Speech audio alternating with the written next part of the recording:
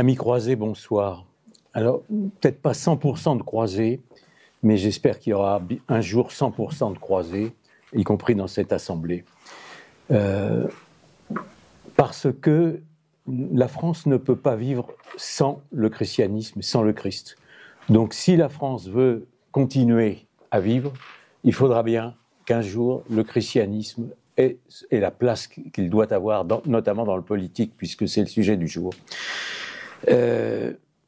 J'ai entrepris, donc pas depuis 25 ans, mais depuis 40, mais ça ne fait rien, des recherches sur l'histoire des religions et l'histoire de la philosophie, et j'en suis revenu à la conviction profonde que le Christ était le Fils de Dieu et qu'il nous apprenait des choses qu'un homme, même intelligent, ne peut pas savoir.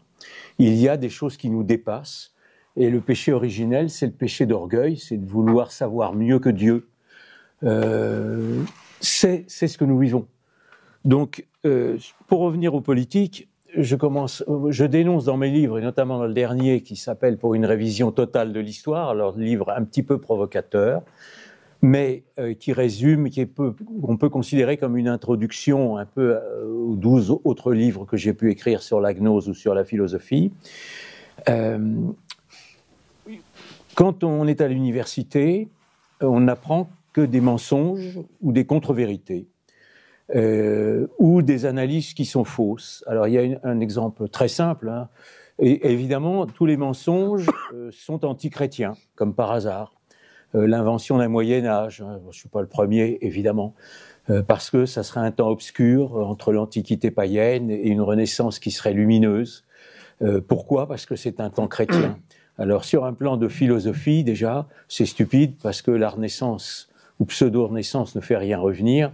La preuve est très simple, hein, c'est que Platon est étudié du 2e au 4e siècle par Saint-Augustin, et que, évidemment, la somme théologique, Saint Thomas d'Aquin, dont c'est évidemment aujourd'hui la fête dans l'ancien calendrier, se penche sur ce qu'on peut retenir dans Aristote, et pas tout. Je ne suis pas platonicien ni aristotélicien, je suis augustinien et thomiste. C'est-à-dire que les plus grands docteurs et pères de l'Église ont déjà analysé tout ce qu'on pouvait retirer dans Platon ou Aristote. Une autre stupidité. Alors ça, c'est un mensonge. Il y a d'autres mensonges que je dénonce, alors plus politiques. C'est pas le peuple qui a fait la Révolution française. Alors, j'ai écrit un livre là-dessus. Ce sont des mercenaires payés par l'Angleterre, dirigés par des francs-maçons, etc. La Renaissance, la datation de la Renaissance, c'est un mensonge. On la date de 1453. Et en 1453, sur un plan culturel, il ne se passe rien. La Renaissance ne fait pas revenir l'Antiquité païenne, c'est un mensonge. La Renaissance fait revenir ce que l'on appelle la période hellénistique, c'est-à-dire ce qui précède la venue du Christ, etc., etc. Donc je dénonce tous ces mensonges. Et à partir de tous ces mensonges, on enseigne une stupidité, tout au moins une limitation à la compréhension, qui est de dire tout est politique. Non, le politique est tierce par rapport au philosophique, et si l'on remonte par rapport aux religions, aux religieux. Il en est ainsi depuis le commencement de l'humanité.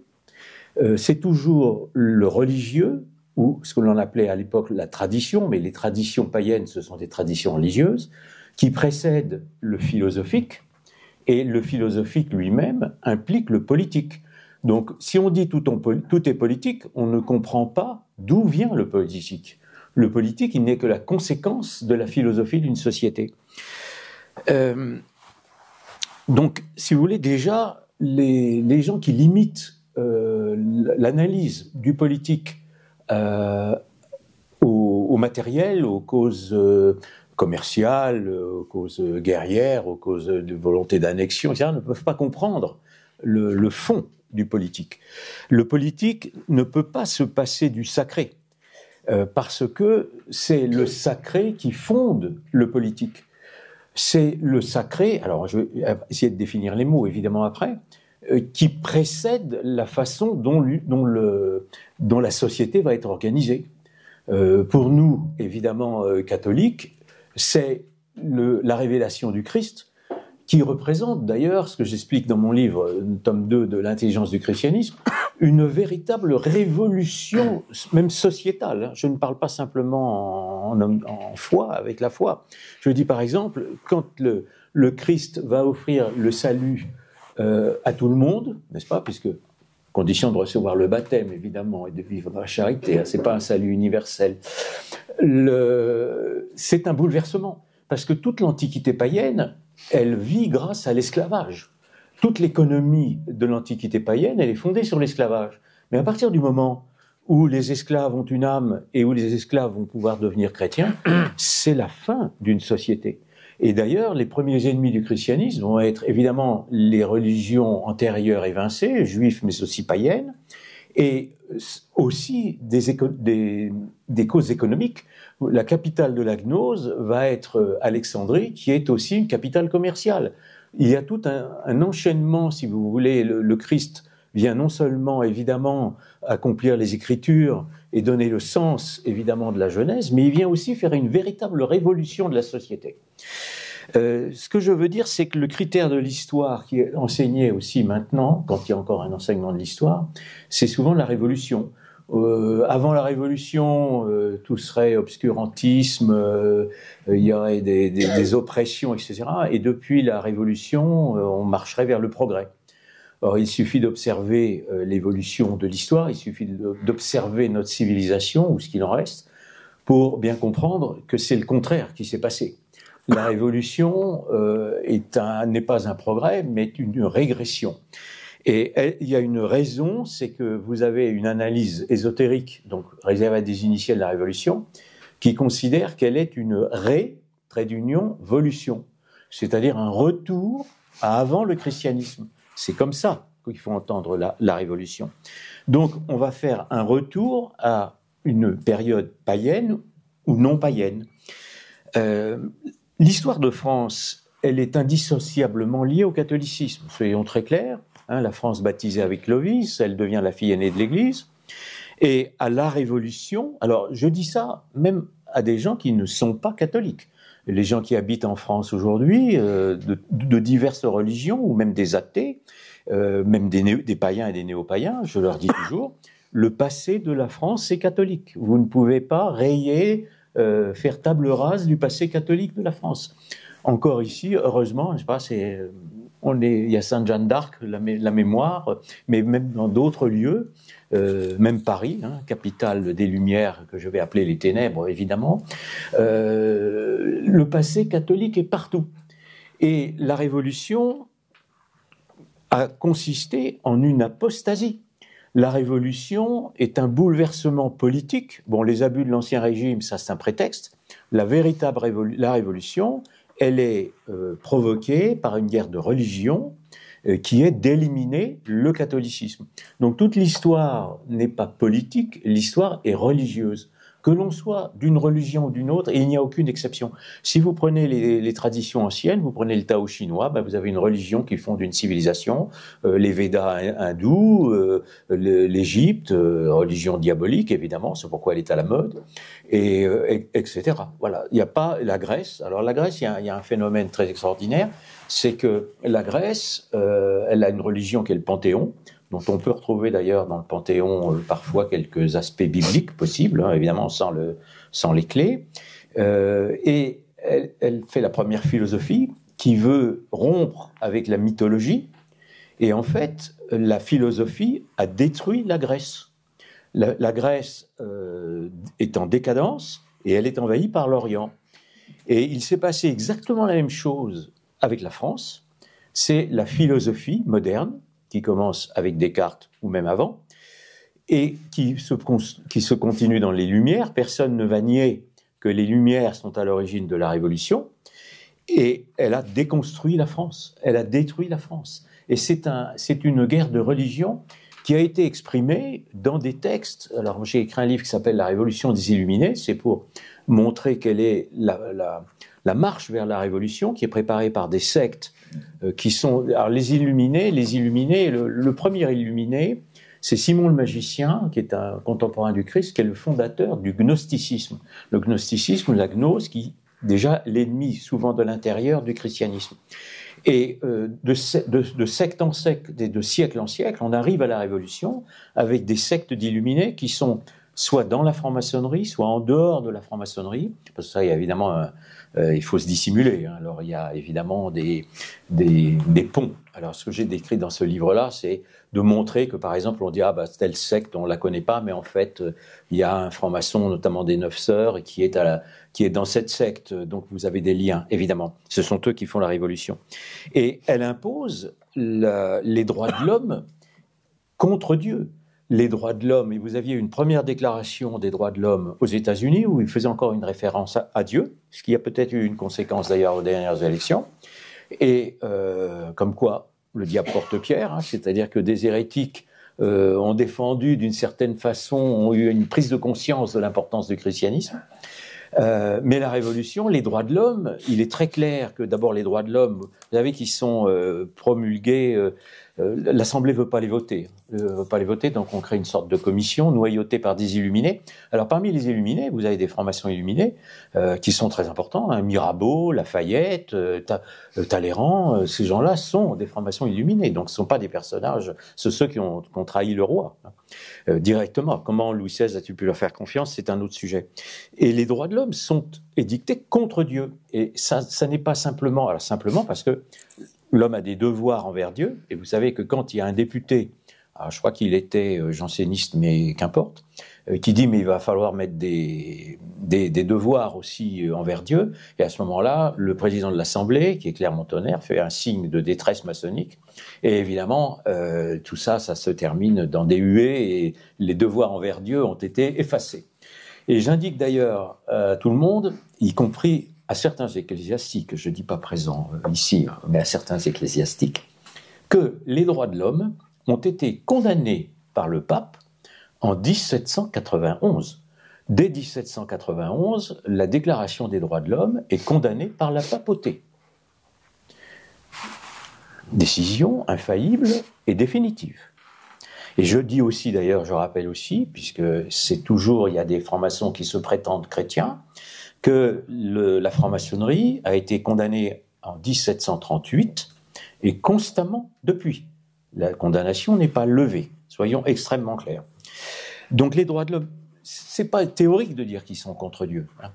C'est la réalité. 200 ans d'histoire, et aujourd'hui, la France et le monde est en voie de déchristianisation. La France est déchristianisée au nom des droits de l'homme, qui est la religion que je vais appeler entre guillemets de notre nation, imposée à notre nation. Ils ont déjà été imposés contre le peuple, hein. La Révolution, elle est faite contre le peuple. Et aujourd'hui, on voit bien que les droits de l'homme sont utilisés contre le peuple français. Il n'y a aucun doute. Notamment, je vais être anticonformiste évidemment, mais probablement pas vis-à-vis de vous, mais l'immigration a lieu au nom des droits de l'homme. C'est-à-dire que chaque individu n'ayant plus de nation, plus de religion, étant juste un individu. Alors vous savez, il y a deux notions différentes. Dans le christianisme, l'individu, nous sommes des individus, mais nous sommes aussi une personne, nous avons une âme. Tandis que dans l'ésotérisme, l'individu est ce qu'on appelle une individuation d'un grand tout, d'une nature qui est un grand tout, hein, et donc c'est une parcelle. Et à partir de ce moment-là, il faut que l'homme abandonne ses différences, puisque Dieu a créé l'homme, homme et femme, donc différents, entre autres, et pour retourner, faire un éternel retour à un grand tout qui est androgyne. D'où la théorie du genre, évidemment. Toutes ces monstruosités qui sont imposées aux enfants aujourd'hui ont des sources ésotériques et maçonniques. Donc, si vous voulez, le sacré, la France, notamment, et le politique, ne peut pas se passer du sacré. Alors, le sacré, il y a trois formes de sacré. Le premier, c'est le sacré ancien, c'est le sacré païen. Bon. L'homme a le sens du sacré depuis l'homme primitif. L'homme primitif, il tourne déjà autour du feu, il comprend déjà qu'il y a des choses qui le dépassent, et d'ailleurs, c'est très extraordinaire, il regarde vers le ciel, il pense que le feu est tombé du ciel, etc.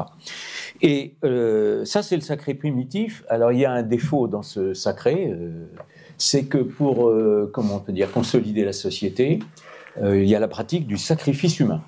Alors, je ne vais pas en parler beaucoup parce que c'est le grand sujet de Sylvain Durin, qui, je ne vais pas lui voler son sujet, et évidemment, que j'apprécie énormément puisque vous m'avez appris des choses. Donc j'apprécie les auteurs qui m'apprennent des choses.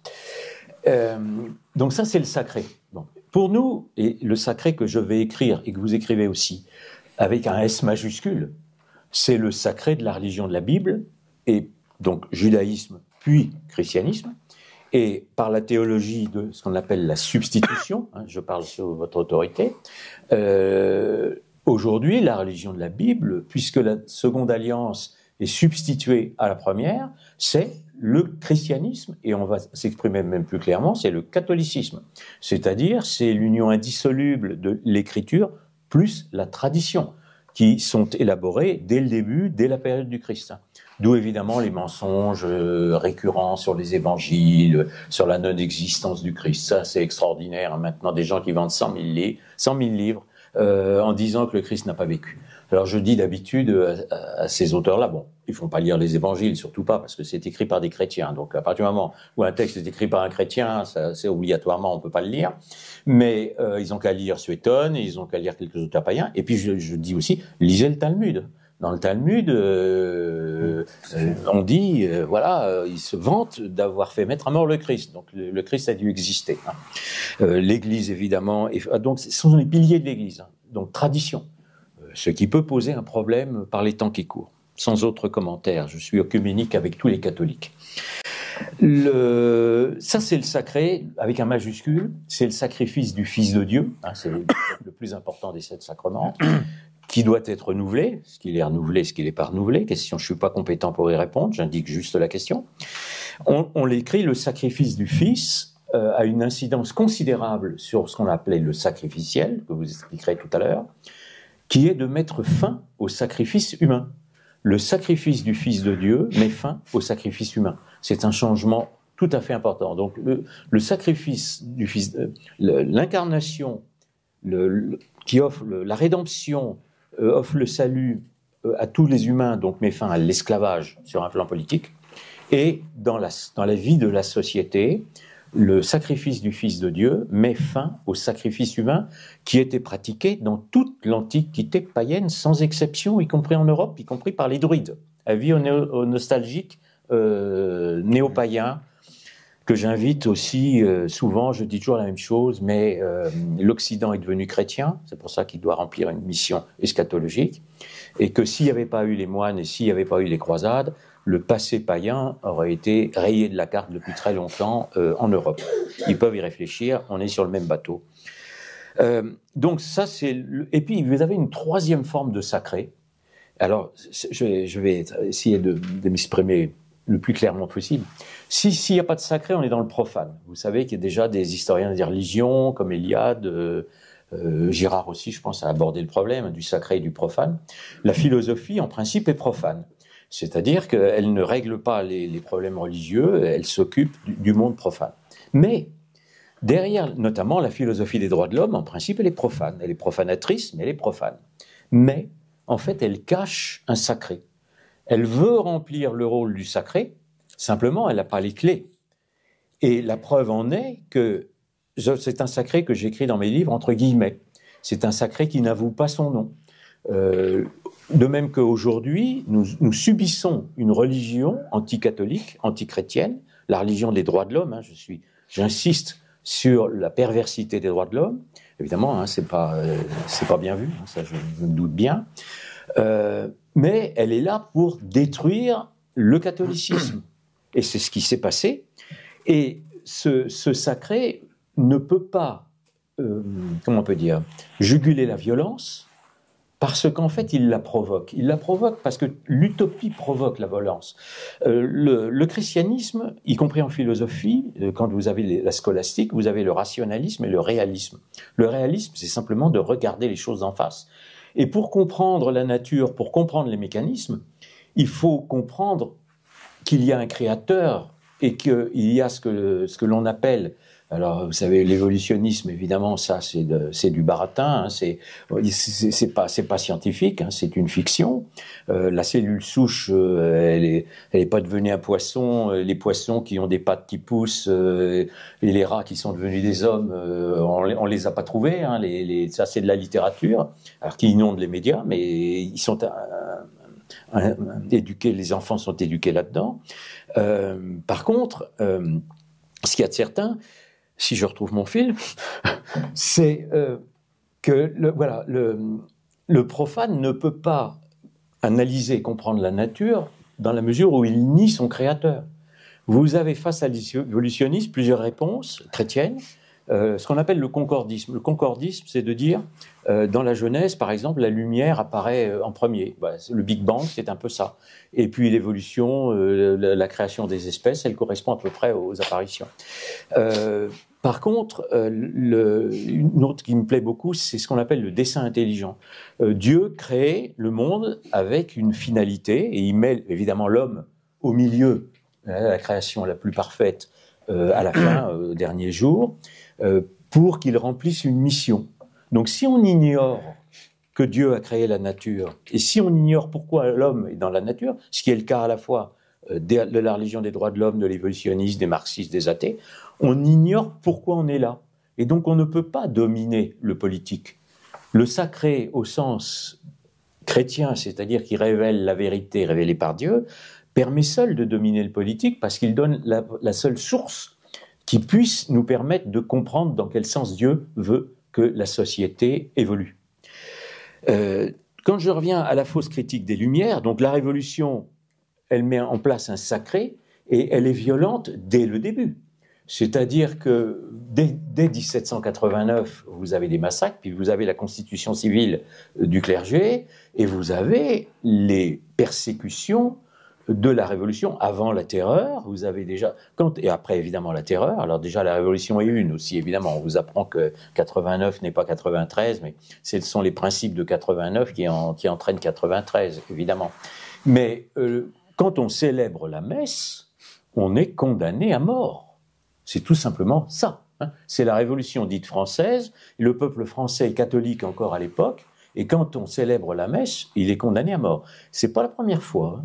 Un dénommé Calvin avait fait condamner à mort les catholiques à Genève.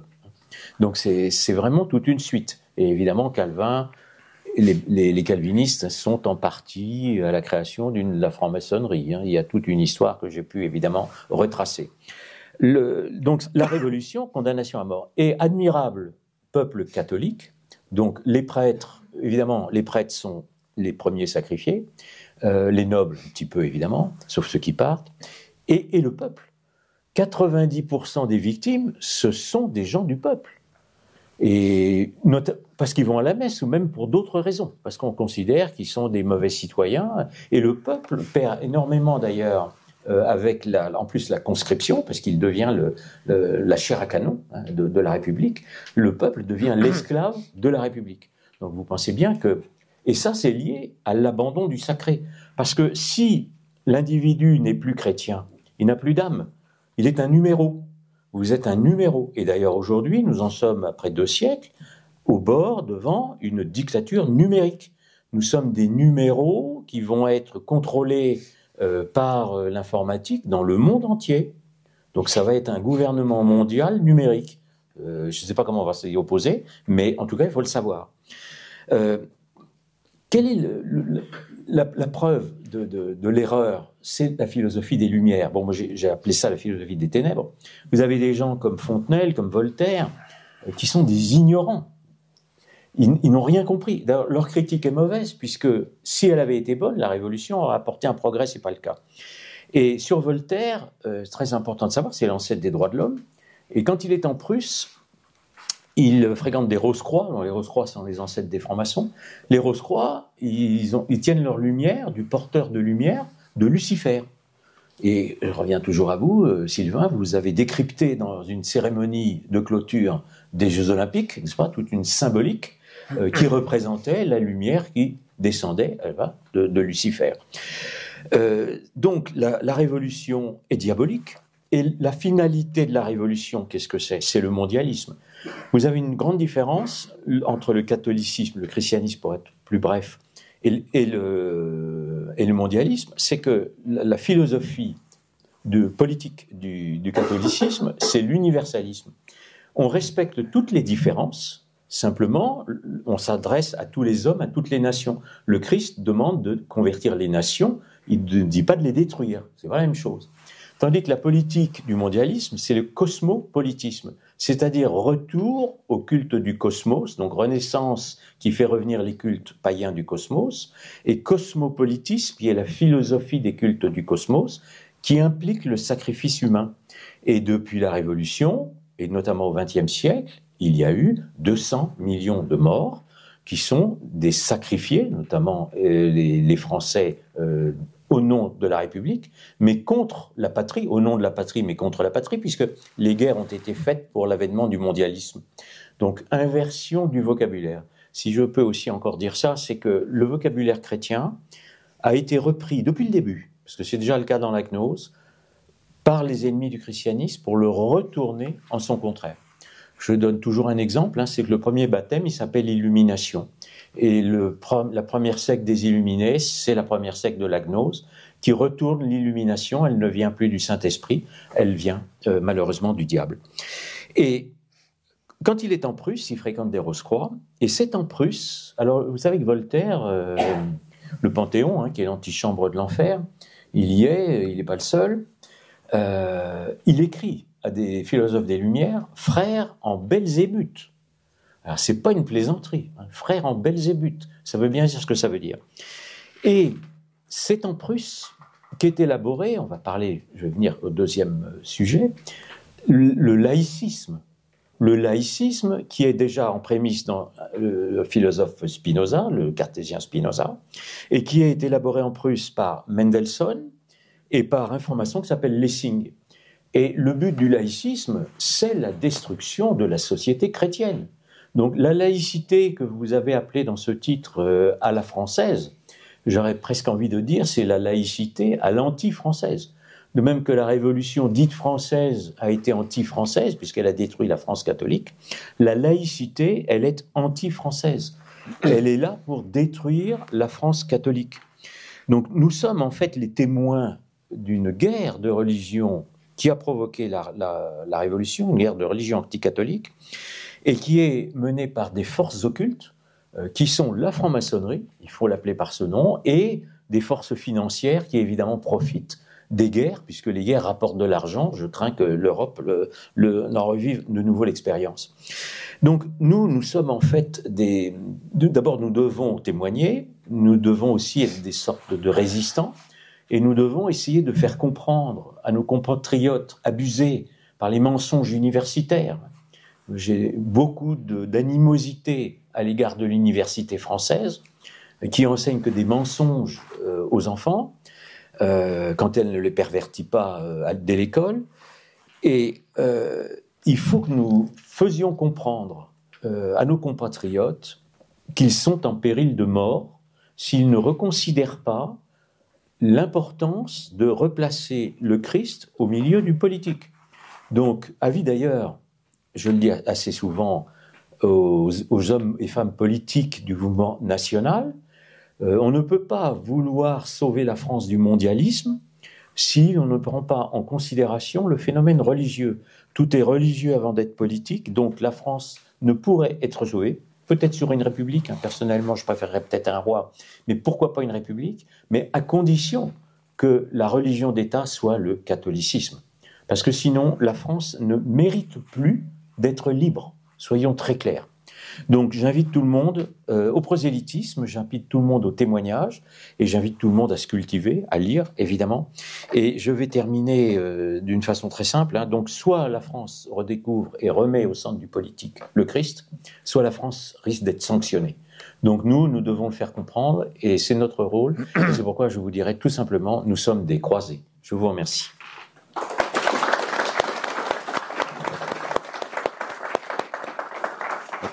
De cette idée. Et en tant que Lorrain, c'est la première fois que je viens dans votre belle ville. J'ai oublié les amis d'Alain Pascal. Et les amis d'Alain Pascal non, se dérouleront le 29 mars. Oui, pardon. Excusez-moi. Voilà. Oui, j'ai oublié de dire, je réunis tous les ans une douzaine d'auteurs, dont Sylvain Dubin à Paris, donc vous n'êtes pas trop loin. Ça s'appelle Les Amis d'Alain Pascal. Ça aura lieu le 29 mars à Paris. C'est sur la chaîne YouTube Alain Pascal. Pardon, Sylvain. Non, il n'y a pas de souci. Abonnez-vous à la chaîne YouTube. Et rendez-vous le 29 mars. Merci beaucoup et bonne soirée. non, vraiment, je suis en tant que Lorrain très heureux d'être dans un pays glorieux de Sainte-Jeanne d'Arc, puisque je viens moi de Saint-Nicolas-de-Port, qui était au tout début du parcours de Sainte-Jeanne d'Arc. Voilà, donc c'est un vrai plaisir pour moi. Alors, on nous a demandé ce soir d'essayer de réfléchir à la question du rapport entre la politique et le sacré. Alain, vous avez tout dit, donc je vais quand même vous dire quelques petites choses, mais peut-être prendre des exemples qui sont parlants. Est-ce que la politique et le sacré sont liés? Peut-être que nous pouvons remonter très très très loin en arrière, et je vous propose 2 exemples qui m'ont beaucoup marqué. Un exemple d'une communauté qu'on appelle une communauté primitive, qui a été, dont les fouilles ont été découvertes il y a une dizaine d'années, qui s'appelle un village qui s'appelle Çatalhöyük. C'est en Turquie actuelle. Ça, c'est un exemple d'une société, disons, élitaire. Et puis ensuite, je vous parlerai d'un autre exemple, qui sont les Incas, que vous connaissez tous, qui sont aussi une société élitaire dans un certain sens, mais qui sont une société avec une population, avec des esclaves, avec des travailleurs. Ce qui n'était pas le cas de cette société très intéressante de Çatalhöyük, qui donc, je le répète, a été découverte il y a une quinzaine d'années, et sur lequel d'ailleurs René Girard a beaucoup travaillé, a permis de mettre en lumière une chose très intéressante, c'est que tout d'abord ça remet en cause tout ce qu'on nous a appris à l'école sur la cause de la sédentarisation de l'homme. À savoir qu'on nous a appris, moi en tout cas on avait appris ça, l'homme s'est sédentarisé pour des raisons économiques. C'était vraiment les visions marxistes de l'histoire. C'est-à-dire qu'on s'est trouvé un lieu avec un cours d'eau, on a pu... disons, élever des animaux, et puis on était tranquille entre nous comme ça. Et ce village est sans doute daté de moins 15 000 avant le Christ, donc c'est très très ancien.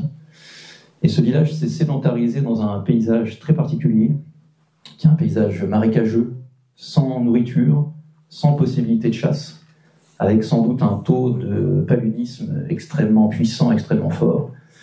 Donc toute la connaissance en fait scientifique, archéologique a été mise en branle. Et quand on a fait les fouilles, on a découvert des maisons, on a découvert des gens qui vivaient dans ces maisons, des maisons très particulières, où la pièce principale, la pièce à vivre, on dirait, le salon de séjour, eh bien, était remplie d'ossements. Alors, d'ossements d'animaux. Il y avait l'ancêtre du bœuf qui était dans ces ossements, j'ai oublié son nom à cet animal. Et puis, on a découvert aussi des ossements humains. Alors, les archéologues ont travaillé sur ces questions, et grâce à René Girard, une théorie très intéressante est née. C'est qu'en fait, c'était sans doute ce qu'on pourrait appeler des prêtres, en tout cas des religieux de cette époque, qui, fatigués de la plèbe, fatigués du bas peuple, qui ne comprenaient rien aux dieux ou aux déesses, puisqu'il y avait sans doute des déesses, eh bien, ont décidé de s'isoler, tous ensemble. Alors, ils ont réussi quand même à être presque 10 000, je crois. Donc il y avait des enfants qui étaient là. Et puis quand on a fait des tests, aujourd'hui il y a beaucoup de tests en archéologie qui sont très importants, notamment sur les systèmes de naissance, on s'est rendu compte que les parents n'élevaient pas leurs enfants. Pourquoi est-ce que les parents n'élevaient pas leurs enfants? Parce que ça devait être plus difficile de sacrifier son propre fils ou sa propre fille. Donc on donnait les enfants à des voisins ou les voisins peut-être plus éloignés. Et ces enfants étaient sacrifiés, alors pas tous puisqu'ils se sont reproduits, mais une grande partie était sacrifiée. On s'est rendu compte aussi d'une chose de très étonnante, c'est que sur le crâne de ces ossements, eh bien, le sacrifice était replâtré. Vous pouvez imaginer un coup de marteau sur un crâne. J'espère que vous réveillez un peu avec des détails comme ça. Mais imaginez un coup de marteau sur un crâne. Eh bien, le crâne va être replâtré de manière vraiment très artisanale, dans le bon sens du terme quand je dis artisanale, pas pour faire joli, pour être resacrifié. C'est-à-dire que sans doute, cette communauté qui vivait à Çatalhöyük, donc je le répète, qui était une communauté d'élite religieuse et donc politique, eh bien avait comme activité principale le sacrifice humain. Donc je répète, moins 15 000 avant le Christ, donc c'est vraiment le début de la sédentarisation. D'ailleurs, c'est même plus ancien. Quoi vous dire d'autre sur cette communauté très passionnante? Il y a beaucoup de choses, je vous invite aussi à lire les livres, parce que sinon je pourrais faire 15 minutes sur un seul exemple. Prenons un exemple qui pourrait paraître plus populaire, l'exemple que vous connaissez tous des Incas. J'imagine que vous connaissez tous Tintin dans la salle et que vous avez lu, certains d'entre vous, le titre du Tintin, Victor, c'est comment ? Le Temple du Soleil. Oui, je vous ai fait interagir, vous êtes réveillés, parfait. Est-ce que vous vous souvenez la petite icône dans Tintin du dieu Soleil ? Vous en souvenez tous, c'est le dieu au bâton, c'est un dieu qui existait à l'époque des Incas, enfin une croyance en tout cas qui existait, c'est un dieu qui tenait des bâtons. Et donc les sociétés des Incas, société aussi élitaire parce qu'il y avait une élite quand même très très puissante qui a réussi à mettre dans son giron 4 peuples. Les Incas, ça veut dire en fait ceux qui gèrent les 4 grands territoires. Il y avait des esclaves, mais aussi des travailleurs, des gens comme vous et moi, du bon peuple. Et puis cette société élitaire, pour faire fonctionner leur politique, eh bien, le faisait uniquement pour rendre grâce au roi Soleil. C'était leur seul objectif. Comment est-ce qu'on rend grâce au roi Soleil ? Eh bien, les esclaves peuvent construire des pyramides, par exemple, ou des temples, que vous connaissez tous, Machu Picchu, des choses comme ça. Et puis aussi, il y avait l'instruction, l'éducation des enfants. Comment est-ce qu'on éduquait l'élite de la population ? On prenait les plus belles jeunes filles, de 5 à 10 ans, on les mettait dans une sorte d'école, qui pourrait ressembler à une petite école, une dizaine ou quinzaine de personnes, avec une matrone. Donc tout ça a des noms, mais je vais vous épargner les noms incas, que je prononcerai mal de toute manière, qui les éduquait, qui leur apprenait à coudre, à faire des paniers, enfin vous imaginez toutes les activités qu'on pouvait avoir à l'époque. Mais quelle était la finalité de cette école ? Et pourquoi est-ce qu'on choisissait les plus belles jeunes filles ? Pour les sacrifier au roi Soleil, évidemment. Alors on ne sacrifiait pas forcément tout le monde, mais peut-être la plus belle d'entre elles, ou celle qui a fait le plus beau, le plus belle œuvre d'art, ce type de choses. Maintenant, comment est-ce qu'on sacrifiait ? Ça, je vais vous réveiller une dernière fois pour toutes. Comment est-ce qu'on sacrifiait chez les Incas ? Je plaisante, mais en fait, c'est pas drôle et c'est très intéressant, c'est très important. On voit vraiment le rôle, le lien direct entre politique et sacré. Un sacré sacrificare, c'est ce qui est sacrifié et sacré. C'est uniquement ça. Si cette pierre est sacrée, c'est parce qu'elle sert au sacrifice. Et ce qu'on sacrifie, c'est 2 choses. C'est ce qui est rare et ce qui est pur. Alors, quoi de mieux qu'une jeune fille ? C'est rare et c'est pur. Quoi de mieux aujourd'hui qu'un enfant à naître ? C'est encore plus rare et encore plus pur. Vous voyez dans quel monde vit ce sacrifice humain. On reviendra sur l'avortement plus tard. Eh bien, on prenait notre victime et on lui arrachait la cage thoracique, on enlevait tout ce qu'on pouvait enlever et on mettait une flamme. J'insiste, on ne mettait pas le feu au corps, on mettait une flamme. Pourquoi ? Parce qu'il y avait une sorte d'intuition primitive que le sacrifice avait quelque chose de bon.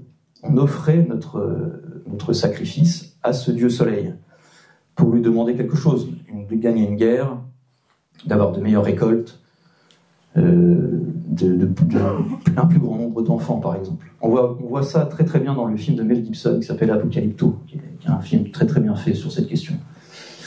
Et ce que j'ai découvert récemment, dans un livre qui vient à peine de sortir, que je lisais avant de venir vous voir, que je lisais encore ce matin, c'est que les élites, donc vraiment je parle des élites, c'est-à-dire les quelques personnes qui étaient autour de l'Inca, autour du roi, eh bien ces élites buvaient le sang des victimes. Et il faut bien se rendre compte d'une chose, c'est que dans toute l'histoire, retenez bien ça et les conclusions vous les ferez vous-même, dans toute l'histoire de l'humanité, les élites ont toujours, et je répète toujours, sacrifié leur population. Ça a toujours existé et il n'y a pas de raison que ça n'existe plus. Donc les conclusions, je vous les laisse. Sur la question de boire le sang, je vous laisse les conclusions également, je n'ai pas de théorie particulière là-dessus. Et c'est pour vous dire vraiment qu'il y avait une pratique qui est tout à fait étayée aujourd'hui. Le livre dont je vous parle est édité dans une très grande maison d'édition, c'est pas Perrin, mais c'est quelque chose comme ça. Donc on voit que dès le départ de l'humanité, en tout cas dès ce qu'on connaît de l'humanité, le lien entre élite politique et pratique du sacrifice est réel et extrêmement connecté. La seule finalité de pratiquer la politique, c'est de pratiquer un sacrifice à son dieu, ou à ses déesses, ou à ses dieux. Maintenant, il y a une grande différence qui arrive, Alain en a parlé, je vais un peu insister sur le point. C'est ce que René Girard a beaucoup fait dans ses livres, c'est de comprendre ce que pourrait être une anthropologie de la croix. À savoir que oui, le sacrifice du Christ a évidemment un aspect théologique sur lequel je ne reviendrai pas parce que je ne suis pas théologien, mais il a un aspect tout à fait concret, d'une anthropologie tout à fait concrète, qui nous intéresse beaucoup puisqu'il y a, on nous avait demandé aussi de parler de la laïcité, puisqu'il y a la création de la laïcité en réalité, avec la phrase fameuse « Rendez à César ce qui est à César et à Dieu ce qui est à Dieu ». C'est-à-dire qu'il y a à partir du Christ une distinction, pas une séparation, mais une distinction entre le temporel et le spirituel. Et ça va permettre une chose très très très importante, c'est également la distinction entre le cycle métaphysique et le cycle, disons, terrestre. J'essaie de m'expliquer là-dessus. Dans le monde antique dont nous parlions juste avant, avec ces très beaux exemples qui nous feront faire de beaux rêves cette nuit, eh bien, on voit qu'il y a une vision cyclique du monde. C'est-à-dire que quand nous sommes à une forme de chaos, par exemple une guerre que nous n'arrivons pas à gagner, une famine que nous n'arrivons pas à terminer avec une récolte, eh bien on doit faire un don à ses déesses, un don à son dieu soleil, un don à ses dieux païens de l'Antiquité, etc. Les druides, Alain l'a dit tout à l'heure, mais les druides sacrifiaient beaucoup à la pleine lune de jeunes enfants, de jeunes bébés. Tout ça, ça existe et c'est tout à fait documenté.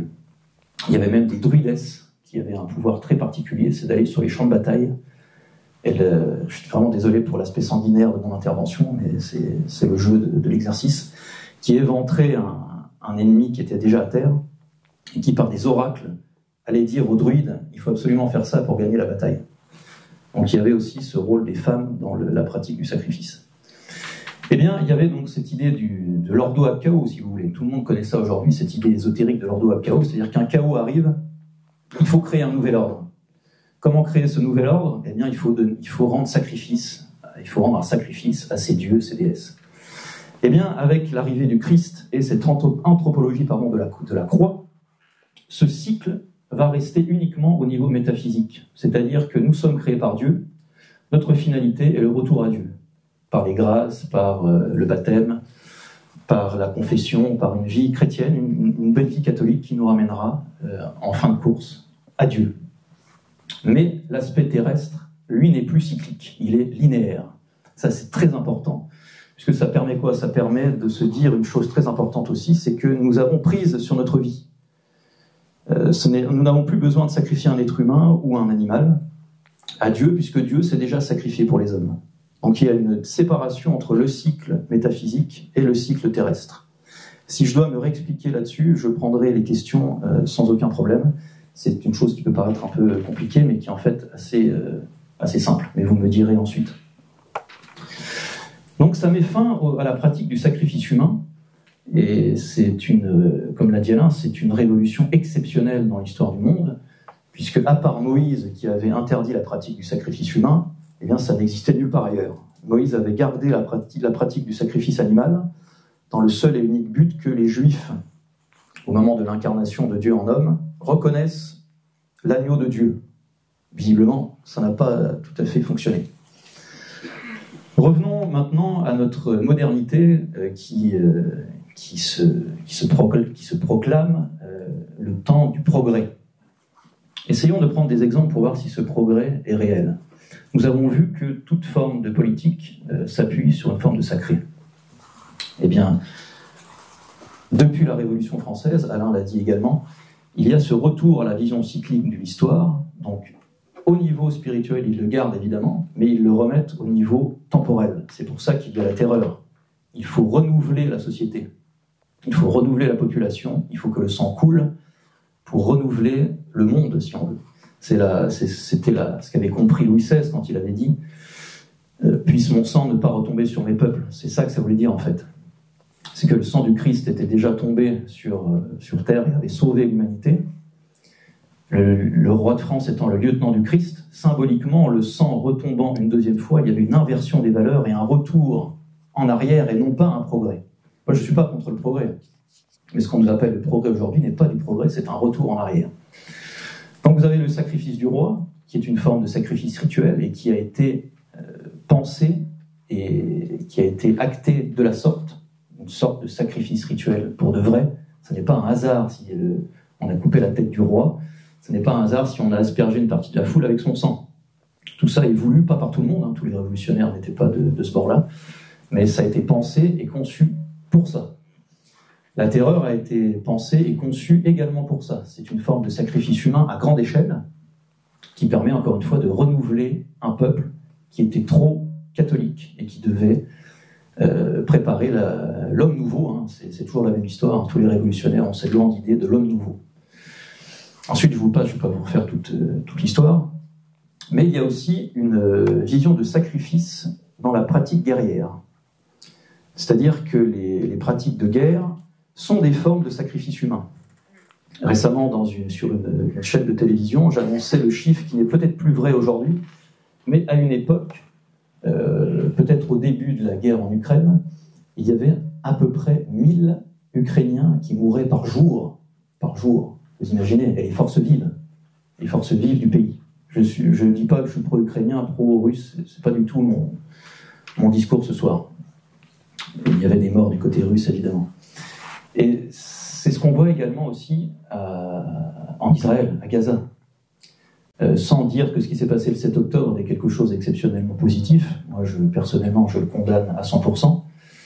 La réaction politique de l'État d'Israël se base, on le voit très clairement, sur une forme de sacré. C'est-à-dire que dans leur texte, c'est inscrit que des choses doivent arriver, dont leur Messie, avec une forme de sacrifice humain, ce qu'on appelle le tikkun olam. On pourra en reparler après si vous voulez dans les questions, avec les nombreuses séphirotes, etc. Eh bien, en sacrifiant des populations, eh bien, on a ce qu'on appelle la rédemption par le péché. Eh bien, plus le mal est grand, et plus le bien, en retour, sera grand. Et le top du top, si notre peuple à nous peut aussi être sacrifié, le bien sera encore meilleur.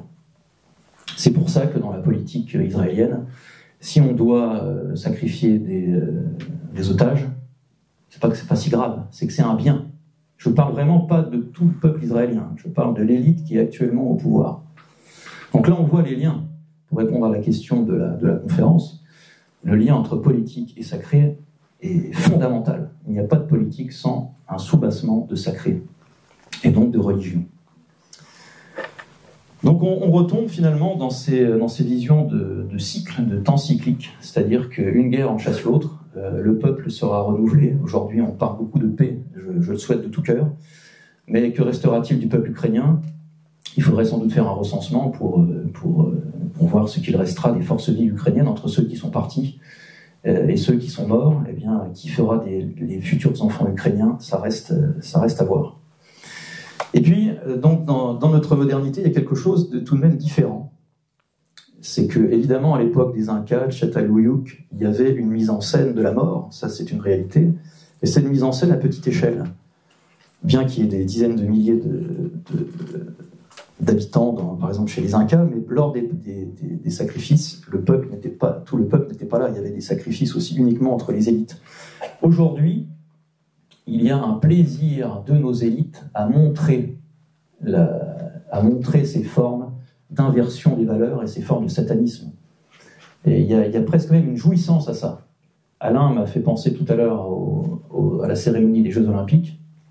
C'était exactement ça, c'est-à-dire qu'il y avait un plaisir vraiment énorme pour nos élites, qu'elles soient culturelles, artistiques, politiques, de nous montrer ce qui était leur soubassement de sacré, de sacrifice, de sacrificiel et de religieux.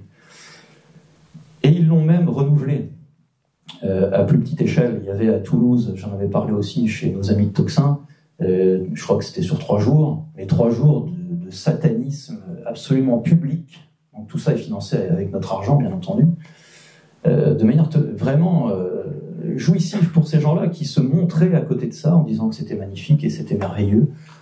Et que ça montrait la grandeur et la supériorité de nos communautés et de nos nations. Donc je trouve qu'aujourd'hui, cette question entre le lien du politique et du sacré saute aux yeux. Moi, c'est ce que j'apprécie dans notre époque, c'est qu'il se dévoile de manière quand même assez incroyable. Leur surmoi a totalement disparu. Ils sont heureux et ils sont fiers de nous montrer... je pensais aussi au tunnel qui avait été construit, le tunnel de Chotard, je crois. Merci bien. où c'était là pour le coup, ça ressemblait beaucoup à ce qui se passait chez les Incas, c'est que vous aviez toute l'élite européenne qui était sur des estrades, et vous aviez un défilé d'artistes avec des pratiques évidemment symboliques, on espère que c'est resté que symbolique, de sacrifices humains, de boucs émissaires, de choses comme ça. Et c'est l'occasion justement de vous parler de cette figure du bouc émissaire, qui est une figure centrale dans tout ce qu'on vient de dire. C'est-à-dire que pourquoi faire ça ? Pourquoi sacrifier du rare et du pur ? Ça, c'est René Girard, moi, qui m'a ouvert les yeux sur cette question. C'est la pratique du bouc émissaire. Alors le bouc émissaire, je pense que tout le monde connaît l'expression, mais il y a deux aspects dans le bouc émissaire, c'est-à-dire qu'au moment du chaos, donc il y a une indifférenciation généralisée dans toute la communauté. Je vous la fais courte sur les théories girardiennes, ce sera l'occasion de lecture, je l'espère, pour vous.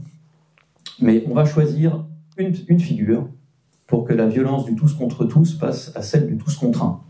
Cette figure est choisie de manière très inconsciente, nous dit René Girard, mais de manière très logique. C'est-à-dire que c'est quelqu'un qui fait partie de notre communauté, mais qui est un peu différent. Alors c'est la figure par exemple d'Héphaïstos, donc, qui était un dieu grec, mais qui au départ était un clochard. Héphaïstos était une vraie personne qui ne s'appelait pas Héphaïstos. On ne connaît pas, je crois d'ailleurs, son prénom ni son nom.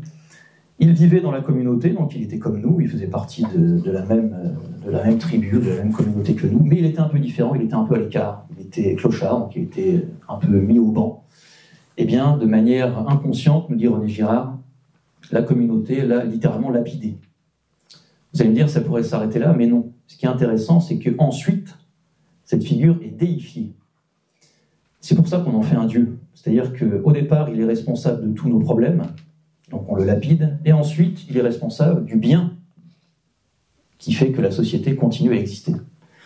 Le chaos s'arrête, l'ordre revient, et le cycle recommence. Alors c'est un aspect positif, de manière totalement imparfaite, puisque le cycle reprenant, eh bien, dans 10 ans, 20 ans, 100 ans, il faudra resacrifier à nouveau quelqu'un. Une autre figure qui est importante dans ces pratiques sacrificielles, c'est la figure du chef. Pourquoi la figure du chef ? Parce que le chef fait partie de la communauté, en général. Donc en tout cas, il vit avec nous, il vit dans notre tribu, dans notre nation. Mais il est un peu différent puisqu'il est sur un piédestal. Et parfois, dans les communautés, c'est le chef qu'on va sacrifier. Donc parfois, il y a un retournement sacrificiel contre celui qui s'en servait au départ. C'est quelque chose qui n'est jamais arrivé chez les Incas, par exemple.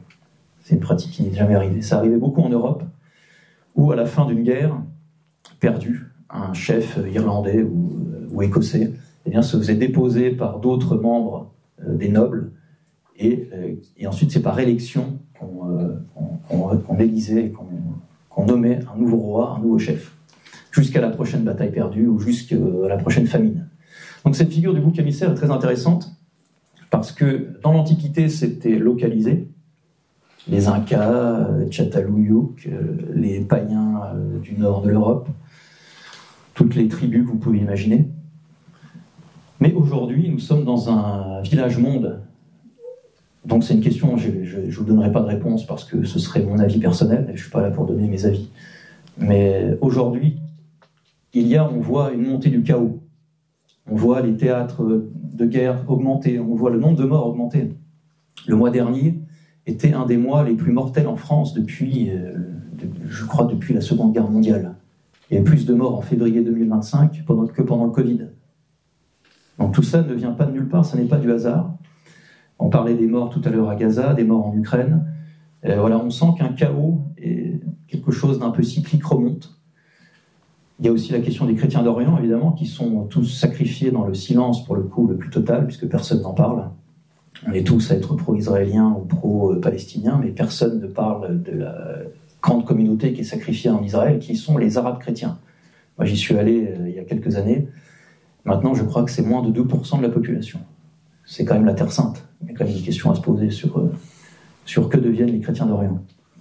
Donc la question que nous devrions nous poser, c'est que la politique étant de plus en plus en grand bloc, sur quel bouc émissaire vont-ils s'appuyer pour que leur projet politique voit le jour ? Ça, ce sont des questions ouvertes. Je ne prétends pas avoir les réponses. Ensuite, deux formes de sacrifice modernes. Alors on a parlé du sacrifice de l'avortement. Je comprendrais que vous ne soyez pas d'accord avec moi sur ces deux exemples que je vais vous donner, mais c'est une conclusion qui est désormais très très forte en moi, c'est que oui, l'avortement est une pratique sacrificielle. Elle repose sur deux choses. La première, c'est l'ignorance, et donc ça rejoint les thèses de René Girard, c'est-à-dire qu'il y a une inconscience de l'homme qui demande à sa compagne ou sa femme d'avorter, ou à la femme qui veut elle-même avorter. Il y a une inconscience du geste, une inconscience du sacrifice, et c'est ce double aspect de rareté et de pureté. Là, on est vraiment dans quelque chose, quoi de plus pur qu'un enfant qui n'est pas encore né. C'est l'innocence parfaite. Avec le côté industriel, quand j'avais écrit mon livre « La fin du sacré ou le retour du sacrifice humain », j'avais essayé à l'époque de trouver le chiffre du nombre d'avortements dans le monde. C'est introuvable. Personne ne peut savoir, puisqu'il y a des avortements illégaux dans beaucoup de pays. Et tout n'est pas forcément comptabilisé. Il y a des choses qui passent en acte médical. Enfin, voilà, c'est un peu caché. Mais on est sans doute à des centaines de millions, puisqu'en France, depuis la loi Veil, on est déjà à plus de 10 millions.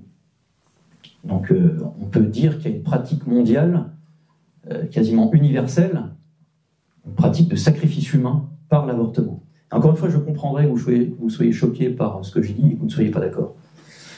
Un deuxième exemple de retour de sacrifice humain, et encore une fois aussi, je comprendrais que vous ne soyez pas en accord avec moi, et c'est en écrivant mon livre sur René Girard où je me suis posé la question de ce qu'on appelle la transition de genre. Comme aujourd'hui nous fêtons saint Thomas d'Aquin, eh bien à l'époque, je m'étais appuyé sur son génie de la puissance et de l'acte. C'est vraiment très très simple. Je m'étais posé la question, mais qu'est-ce qu'un adolescent ou qu'est-ce qu'un jeune enfant, puisque dans les pays anglo-saxons, dès 4-5 ans, vous pouvez démarrer une transition de genre. Hein. Ils ne s'attendent pas que vous soyez adolescent. Ils vous donnent des médicaments déjà dès 3-4 ans. Tout ça est très sourcé, lisez les livres notamment de Douglas Murray. Eh bien, je me suis dit, qu'est-ce que ce petit garçon et qu'est-ce que cette petite fille ? Eh bien, c'est un homme et une femme en puissance, pas encore en acte. Et quand on donne ces cachets, ou quand on va plus loin et qu'on pratique des ablations d'organes génitaux, eh bien, on sacrifie l'avenir, on sacrifie la vie, on sacrifie l'acte. C'est quelque chose de terrible. On sacrifie l'être, en réalité. Et quand ces jeunes deviennent adultes, parce qu'on a un peu de recul maintenant dans le monde anglo-saxon, eh bien, il y a énormément de regrets, évidemment, il y a énormément de suicides. Donc on arrive même à des pratiques de sacrifice réels jusqu'au bout, avec ces formes de suicide. Même les acteurs aujourd'hui, il y a une actrice dont j'ai oublié le nom, qui était devenue un homme. Même les actrices hollywoodiennes qui sont vraiment dans un cocon extrêmement d'inversion des valeurs, pour ne pas dire satanique, même elles regrettaient. Vous voyez ? Donc on peut aussi espérer un changement de forme de politique basée sur un autre sacré. Enfin, je voulais finir par une note un peu positive, si tant est qu'on puisse le faire après tout ce que je viens de vous raconter. Si on regarde un peu ce qui se passe dans le monde aujourd'hui, depuis quelques semaines et depuis quelques mois, on se rend compte que les nations qui réussissent, en tout cas qui montrent une forme de réussite, peut-être qu'elles ne réussiront pas, l'avenir nous le dira, eh bien ce sont des nations qui sont revenues sur leur forme de tradition première, qui sont parfois très négatives, parfois très problématiques. Mais un pays comme la Russie, par exemple, on en parlait tout à l'heure avec certains d'entre vous, eh bien, c'était pas gagné qu'un ex-agent du KGB s'habille avec l'orthodoxie. C'était vraiment pas écrit. Pourtant, c'est ce qu'il a fait. Et son pays est quand même florissant. Aujourd'hui, on montre beaucoup le PIB de la Russie, mais Emmanuel Todd a bien montré que tout ça était du flan. Le PIB est bon, je ne veux pas digresser sur le PIB, ça n'a pas de sens, mais la Russie se porte très bien économiquement et a des grandes chances de très bien se porter pour l'avenir. Regardons la Chine. Est-ce une religion, est-ce pas une religion ? En tout cas, ils reviennent sur leur forme de philosophie un peu religieuse quand même. Et ils s'en sortent pas si mal. On peut dire qu'ils seront peut-être première économie mondiale dans quelques décennies ou quelques années. Bien entendu, puisque sa tradition première il y a aussi une pratique de sacrifice humain. Les pays anciennement musulmans qui s'étaient laïcisés, qui reviennent à l'islam et qui, tout d'un coup, peuvent dire sur la scène internationale des choses qu'ils n'auraient pas pu dire il y a encore 10 ans, je pense à la Turquie notamment, qui s'impose vraiment dans le jeu international de manière claire et de manière extrêmement importante. Les États-Unis, sans les catholiques, Donald Trump n'aurait pas été élu. Ça, c'est une nouveauté aux États-Unis, c'est qu'il y a de plus en plus de catholiques, et il y a énormément de catholiques autour de Donald Trump, et ça gêne beaucoup de monde. Lors du mercredi des cendres, on a vu énormément d'hommes politiques avec la croix de cendres. Alors, est-ce que tout ça, c'est on joue les gros bras? J'en sais rien. Mais en tout cas, on remarque que les pays comme le nôtre, qui pratiquent une forme de sacré inférieur, eh bien, coulent, même prosaïquement, cyniquement, économiquement. Et les autres qui reviennent à leur forme de sacré première, qui posent encore une fois beaucoup de problèmes parfois, eh bien, sont plutôt en bonne santé. Donc on peut très modestement, à mon tout petit niveau, prendre acte d'une chose, c'est qu'il n'y a jamais eu autant de... Enfin, il y en a déjà eu évidemment à l'époque, mais le nombre de baptêmes augmente de 30% par an depuis quelques années. C'est énorme et c'est quasiment miraculeux, puisque tout ce qu'on voit, avec tout ce qu'on voit à la télé, dans l'instruction nationale, c'est absolument incroyable. Et j'ai vu avec grand plaisir, dès jeudi matin, que les abbés, les prêtres de toutes les églises de France n'avaient jamais eu autant de monde au mercredi des cendres. Jamais. Donc il y a de l'espoir, il y a de l'espérance. Et je voulais finir sur cette espérance aussi que nous avait montré Sainte Jeanne d'Arc, c'est que même un pays qu'on croyait mort peut se relever. Je vous remercie.